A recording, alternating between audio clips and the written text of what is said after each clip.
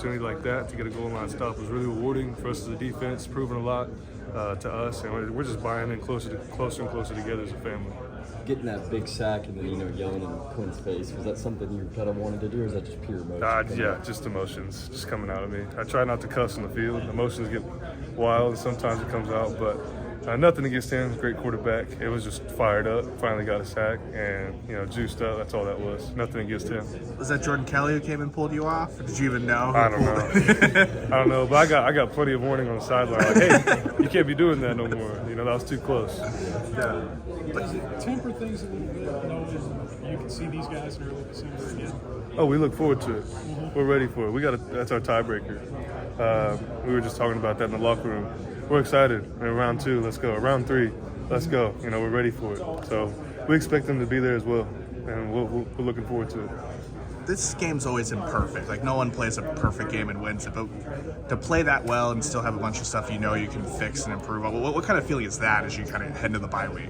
Well, this game was unlike any other. There was highs and lows. There was big plays at the right times on both sides of the ball, and it was a really big momentum game. But it's just a big confidence boost going into the next week. Bye week, and we can heal up, watch more film, become better, work on our skills, and look forward to the next one. Because every week we're going 1-0. That's our goal. 1-0 like it's our Super Bowl. What kind of statement you guys think you made defensively too? Not just Big 12, but nationally. I think it puts us on the map. A lot of people that were trying to beat down on the name of Oklahoma.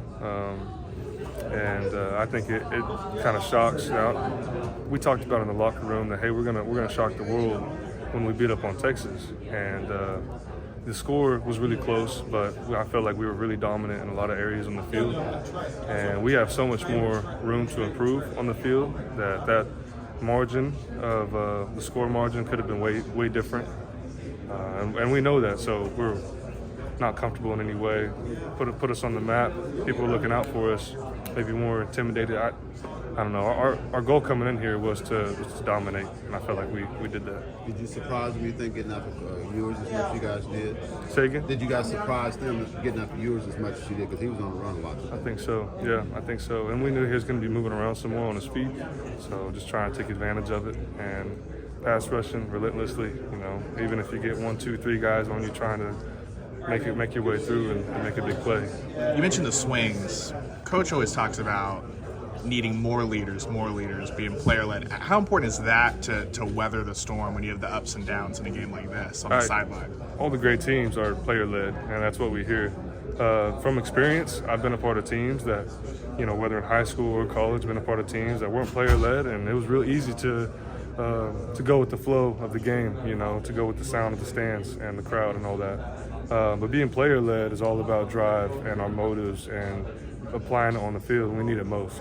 So it's awesome. It's really reviving to see all the guys on the sideline hyping each other up. Even when we're down, saying we believe, let's go, we know what we got to do.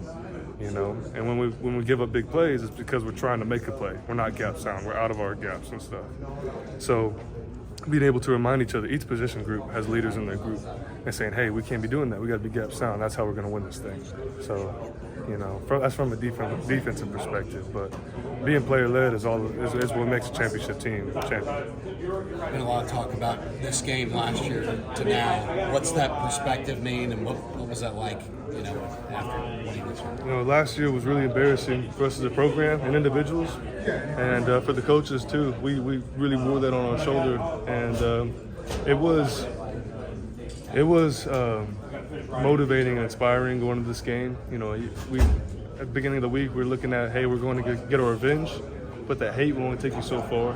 So we knew that in order to win, and like every week, it comes down to discipline and being sound in all aspects and making the plays when you got to make them, and the extra efforts and taking the emotion out of the game. Of course, OU Texas is emotional for everybody, but trying to take emotion out of the game and just playing really hard and really sound is what got us the victory. You talked about emotion. Being an Oklahoma guy, what's this one mean? No, I love it. I love being here. It's amazing. I'm like a little kid out there sometimes. I got to re-lock in when sometimes I'll be watching the game and I'm just like a fan standing there, and I gotta back up, say, oh, I gotta lock in, I'm about to go out, or keep in mind the special teams that I'm on. What'd you think about what Dylan Gabriel did today? I mean, especially that last drive and just leading the team. No, Dylan's been a great leader. He's been a great player. He's improved so much from last year, and he's breaking records at OU right now. As a quarterback, he's super talented, and the plays that he's making at crucial times is really what's giving us victory. So he's a great quarterback. Support him all the way. Ethan, we asked Dylan to take us through what he saw in that last touchdown drive. But for the defense, for you guys standing there on the sideline, what were your thoughts, emotions as you see them just marching down the field? We knew the clock was getting really, really thin and out of timeouts. So we're kind of out of hope on a defensive perspective and seeing, man, this has got to be his play. He got to make it, and he did, and right at the right time. So it's just like, yes, let's go, And it's really beautiful seeing how offense and defense are, how we're just bouncing off each other. When we really need each other, we're there, and we've improved so much from last year.